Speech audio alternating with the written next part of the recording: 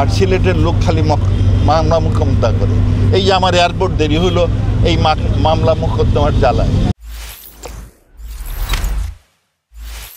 সিলেট থামাবিল 4000 কোটি, আর সিলেট ঢাকা সেটা হচ্ছে 17000 কোটি।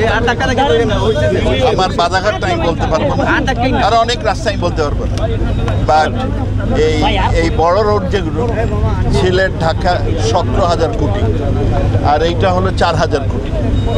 তবে এই কাজগুলো আমাদের একটু দীর্ঘায়িত হয়, এর কারণটা হচ্ছে আপনার অনেক জায়গায় জমি অধিগ্রহণ হতে দেরি হয়।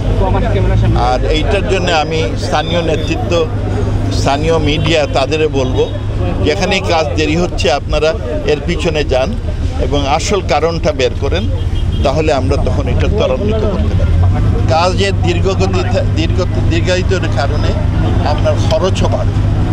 আর একটা জিনিস খেয়াল করেন, যখন কাজটা হবে কাজটা ঠিকমতো হচ্ছে কিনা সেইটা আপনাদের দায়িত্ব, এইটা চেক করা এবং মনিটর করা, যাতে এখানে চুরিচামারি না হয় আর কাজটা ঠিকমতো হয়। অনেকগুলো প্রকল্প হয়েছে আমার, এই সদর হাসপাতাল কমপ্লিট, আমার কিসের ওসমানীর এখানে 3 বেড থেকে 30 বেড, এগুলো সব কমপ্লিট।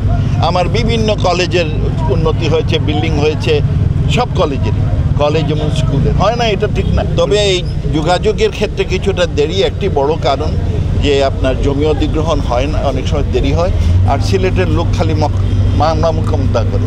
এই যে আমার এয়ারপোর্ট দেরি হলো এই মামলা মোকদ্দমার জ্বালায়। তো সিলেটের যদি কম মামলা মোকদ্দমা করেন তাহলে একটু সুবিধা, আর মামলা মোকদ্দমা হলে একের আটকে যায়।